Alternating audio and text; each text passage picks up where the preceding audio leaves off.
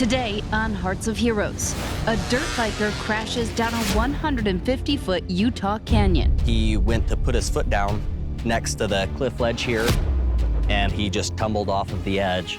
It was just a sheer, straight cliff, so I just tumbled and rolled until I stopped at the bottom. As we got closer and closer, we were preparing for the absolute worst. We got oxygen up there. It will take multiple agencies and a whole lot of courage to make this rescue happen.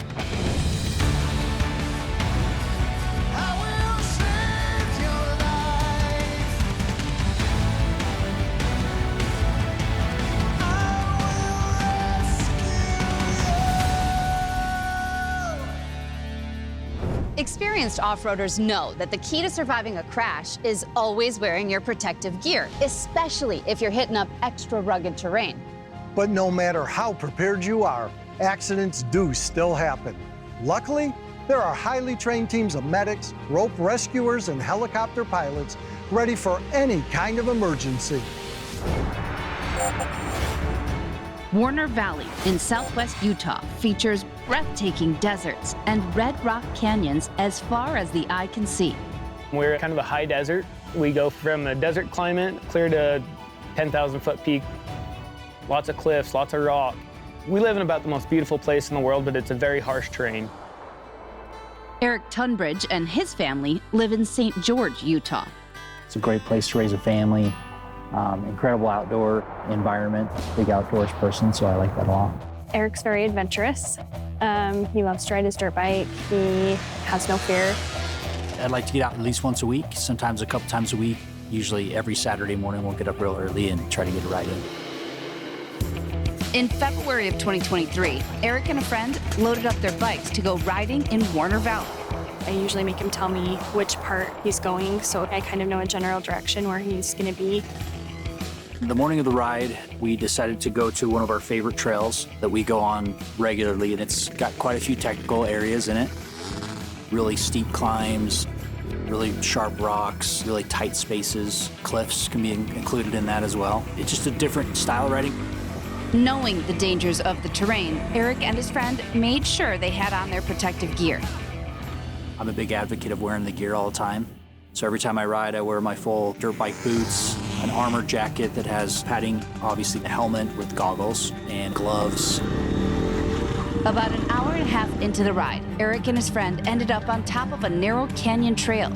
There's only about 2 or 3 spots along this trail that gets directly right up to the edge. I mean, it's a matter of inches away from the edge of the cliff. It's a thrill. It's an adrenaline rush to get right out there. Suddenly, things went from thrilling to terrifying. He went to put his foot down next to the cliff ledge here, and there was nothing under his foot, basically.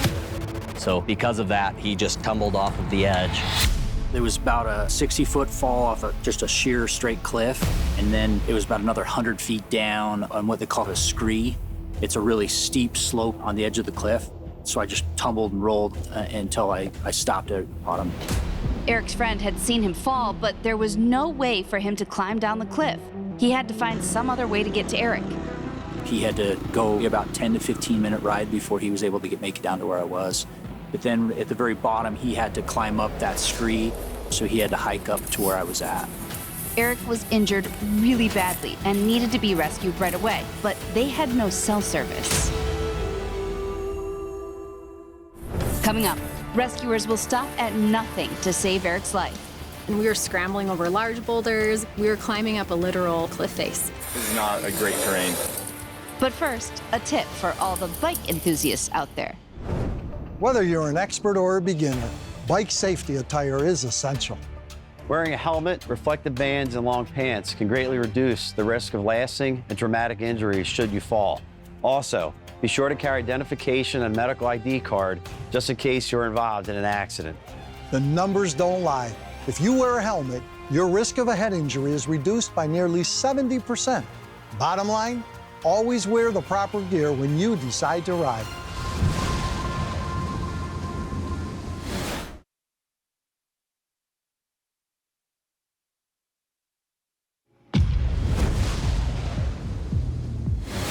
After a morning morning of dirt biking, Eric Tunbridge and his friend were almost at the end of the trail when suddenly he tumbled 150 feet off the edge of a cliff. He was badly injured, but neither Eric nor his friend had cell phone service to call for help. Luckily, Eric's phone was equipped with a satellite SOS system that alerted first responders of the accident. Dispatch received a telematics call, which basically is coming from a smart device. The division at telematics alarm, there is a bike crash and somebody possibly fell off a cliff. We'll get medical in right now. Our high angle and EMS teams and my East Ground team respond to it. Motorcycle crash, possibly fell off the cliff. You see the cliffs right there? And at that point, search and rescue got called, Life Flight got called. Life Flight helicopters carry cutting-edge medical equipment that can be flown directly to a person trapped in a remote area. From the time we got the call to the time we were overhead was less than 15 minutes. And as we arrived, I saw two gentlemen on the side of a scree-type mountain with a pretty big cliff up above them. He's alive. He's right here. As we got closer and closer and really saw how far he fell, we were preparing for the absolute worst. With the cliff being up above, I didn't think the medical crew would be able to get down to the victim. So we opted to land below the victim. The crew had to hike up this scree hill, maybe a quarter of a mile from where we landed. Landing below meant that we had to pack all of our equipment and medical supplies up a pretty rocky cliff face. We brought everything that we knew we could safely carry. Back at Eric's home, his wife, Tasha, had also seen the SOS alert on her phone. I got a text message saying a crash was detected. I tried calling him. He didn't have cell phone service. All Tasha could do was wait and hope to hear something. Meanwhile, the Life Flight crew made their trek up the side of the cliff. As we began our hike, we talked about the worst possible scenario, but we also talked about the big challenge we were going to have getting that patient back down the mountain, especially if he was severely injured. Just getting up to Eric was a challenge in itself. We were climbing up a literal cliff face. At the same time, additional agencies began to respond, including the specialized high-angle rescue team. When they called in the high-angle team, I knew it was pretty serious. I remember looking up the cliff and seeing how far he'd fallen and just being totally shocked that he was still alive. As EMTs and high-angle rescuers made the trek up the cliff, the Life Flight crew began treating Eric. My initial thought was, oh my gosh, he's still alive. But not only is he alive, he's talking to me. Eric, I started asking him questions, and right away, he was very repetitive. He just continuously asked me some of the same things over and over again. When somebody's repeating themselves over and over again, immediately we get concerned that they have a head injury. Hey, Eric, still awake? Tell me what's going on there. The Life Flight crew knew that Eric most likely had suffered a head trauma, so they needed to get him stabilized and down that mountain as fast as possible. Injuries on left chest, left arm. Try not to move it the next much as possible. Immediately, we tried to do spinal immobilization. That involves putting a C-collar on his neck, putting him on a backboard. We immediately give blood because having a low blood pressure and not enough blood volume is going to kill you. The Life Flight crew were doing everything they could to get Eric stabilized. Now, the high-angle crew had to figure out a way to get him down the mountain. This is not a great terrain. Gotta move him still. Coming up, Eric's life hangs by a thread. Are we gonna move him to the left or to the right? There are actually several times on the way down the mountain that he stopped breathing. We got oxygen up there.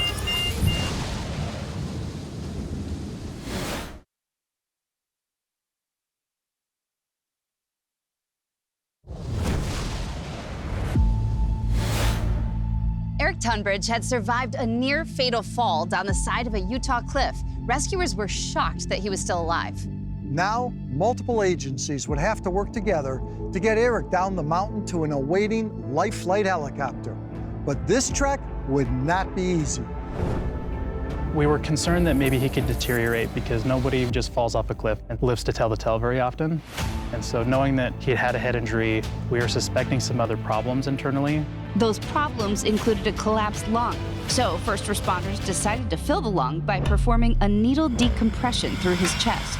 Now it was time to try to bring the stabilized but highly fragile patient off the mountain. Due to the fact that it's such a rocky area and a steep hillside, we had to have the high-angle team rig up roping and anchors so that we could safely lower him down the rest of the cliff. We can set up an anchor. Guys ready? 1, 2, 3. Okay, we're gonna pass down. Yep, got the head. Okay, I got it. Coming behind you. They're sliding down off the hill, just trying to get your footing and trying to keep him safe too. There are actually several times on the way down the mountain that he stopped breathing. We got oxygen up there. Rescuers used a device called a bag valve mask to pump air into Eric's lungs as they navigated their way down the cliff. We worked as an assembly line trying to get him down the mountainside in the Stokes basket. So handing it off to each other because there was a couple big cliffs that we had to go off of. All right, going down. It took the combined effort of many different agencies and a lot of strong guys to carry him safely down the mountain. It took probably 5 or 6 guys at a time holding the basket. It really did take all those people. I'd say 25, 30 people to get down to that helicopter. Drop right here, we'll pass. Most of our job, you guys, so much. You're at the helicopter, okay? 1, 2, 3. These first responders put their own lives at risk to get Eric to the hospital. Now it was time to let the team of doctors at St. George Regional take over.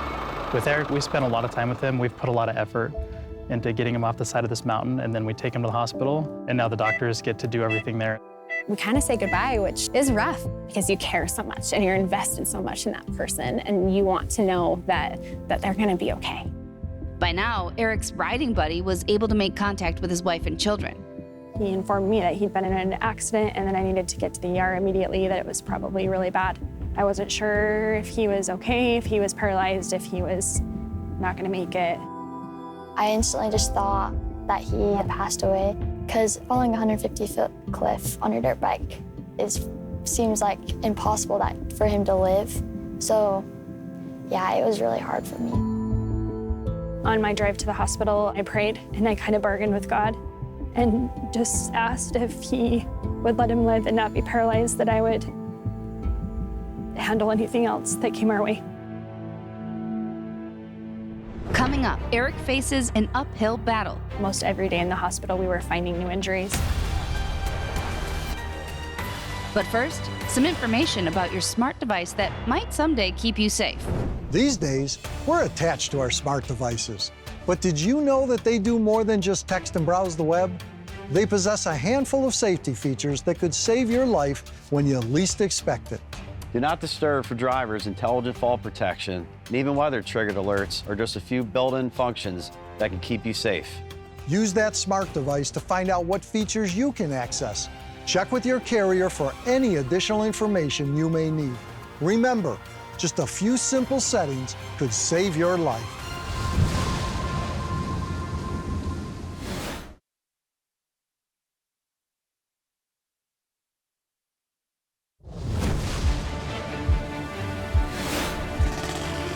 Eric Tunbridge had survived an almost deadly fall down a rocky cliff.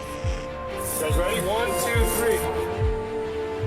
After a 90-minute trek down the side of the mountain, he was taken to the ICU. No one was sure just how serious his injuries were or if he would even survive.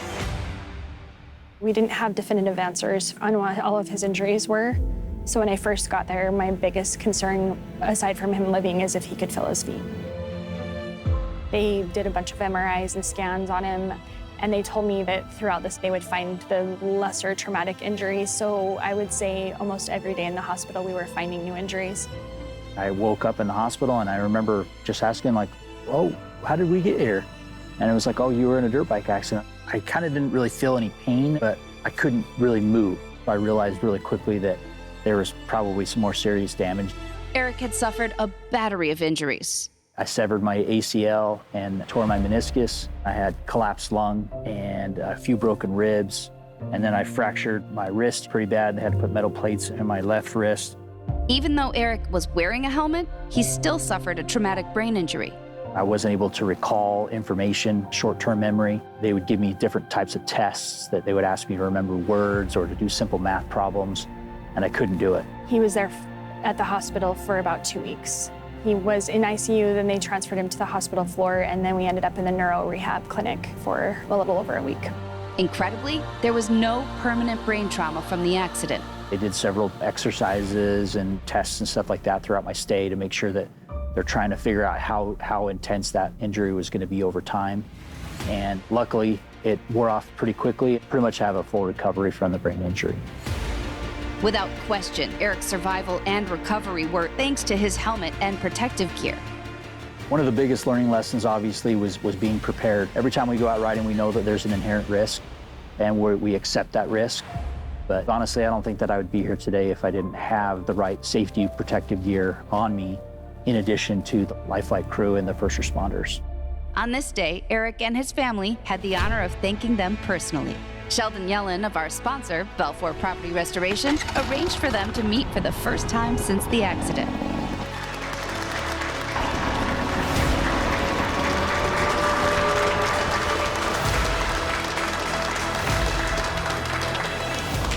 Eric, how do you feel? I feel great. I mean, it wasn't that long ago you had that traumatic brain injury from the incident, and here you are today, fully recovered. Yep, it's just been an amazing ride, total miracle. We're excited to be here. Here we are today with so many wonderful people who came together to help rescue and save your life. What would you like to say to them? Just thank you. Man, it's just amazing to be here with you guys, and I'm super excited and super humbled by, all the sacrifice that you guys give to help save people, and my family, from all of us, we say thanks. Thank you guys so much. I'm so glad you guys were able to save my dad because I love dirt biking with him, and I'm glad I get to still dirt bike with him, so. I'm just happy that he's alive.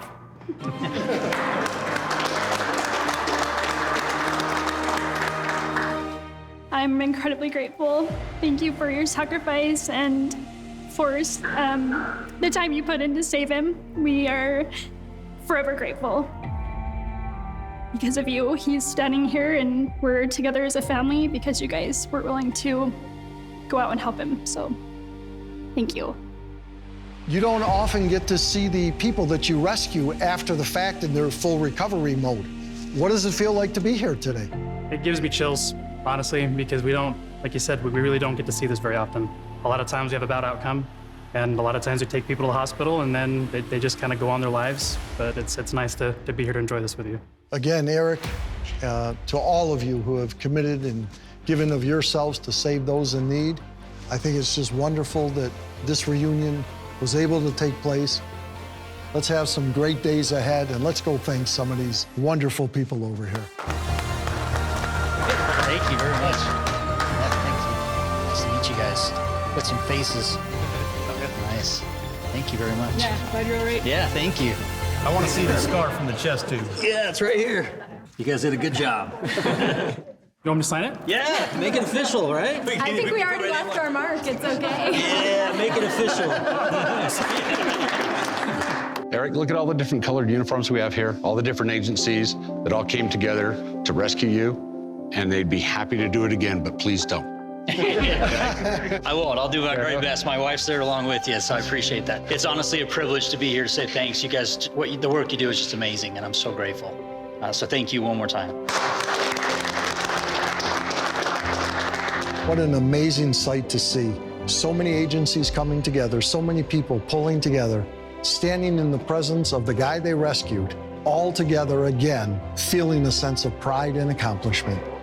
It's a wonderful end to a story.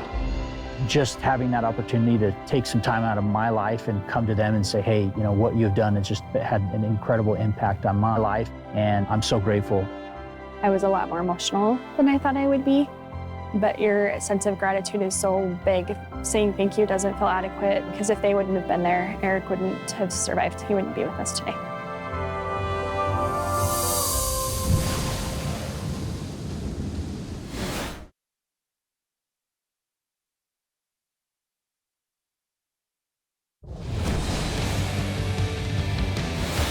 Whether they're medics, police, or high-angle rescuers, first responders spend countless hours training and preparing for all kinds of emergencies. And when these individuals work together, they truly can perform incredible feats of skill and bravery. Thanks for watching, and we look forward to seeing you again soon.